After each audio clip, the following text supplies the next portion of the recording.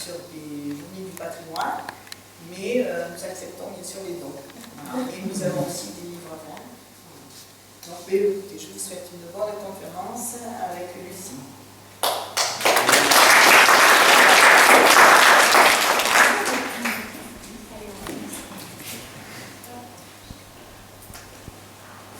Oui, donc au début ça va être un peu tendu, puis après ça va très bien se passer. Donc cette conférence s'inscrit dans le cadre des Journées européennes du patrimoine, dont cette année le sujet est le patrimoine architectural, d'où l'idée pour moi de vous présenter donc l'architecture religieuse à l'époque gallo-romaine, puisque c'est mon domaine de compétence. Je dirige plusieurs programmes de recherche sur le sujet, dont le Chassenon, que vous avez ici, que je vous invite à visiter en Charente-Limousine.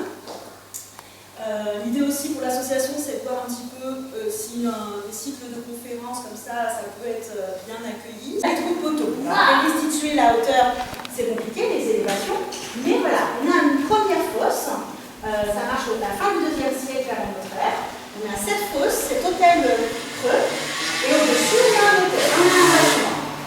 À Bellecour, dans les Yvelines, on a le même principe, pareil, même époque.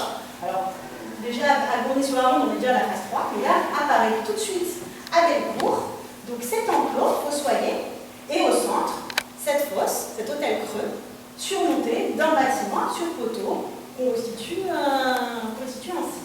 Monsieur Bourgeois restitue ainsi. Donc, on commence par un rituel autour d'une boucle, dans une pièce au centre, une représentation de Mercure, de plein pied. On voit bien Mercure, et puis de chaque côté, un espace qui vient s'accoler. On restitue souvent cet espace comme la galerie périphérique. Et là, dans la galerie périphérique, ce n'est pas la représentation d'une statue de plein trait, c'est un buste. La question étant, alors est-ce que c'est le buste d'une divinité?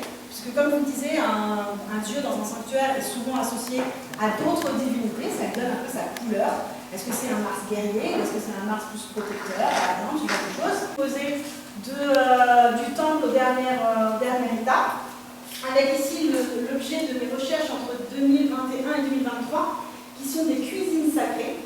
Donc en gros, à l'époque, on fait sacrer la viande, mais alors du coup, la viande, il faut la consommer. Et donc une partie de cette viande sacrée va être consommée sur le sanctuaire. Alors pas par tout le monde, parce que c'est une salle qui fait cuisine et banquet.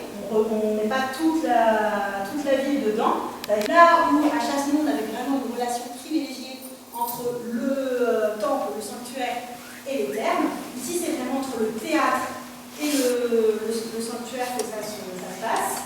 Et on l'explique généralement parce que on y réalisait des spectacles à destination de la divinité. Les divinités étaient déplacées par des processions jusque dans le théâtre. Et dans le théâtre, on associe aussi le culte impérial. Généralement, la présence de ce théâtre est expliquée aussi par l'importance du culte impérial.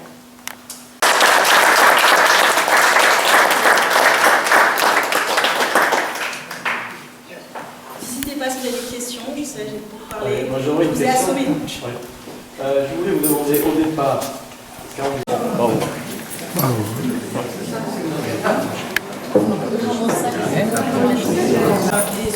Nous avons aussi le projet de faire quelque chose sur le temple. Alors, s'il y a des personnes qui ont des archives sur le temple, ça serait bien de le faire passer.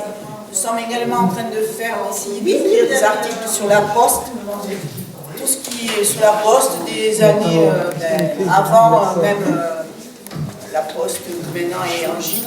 Nous avons la commune à transformer en gîte.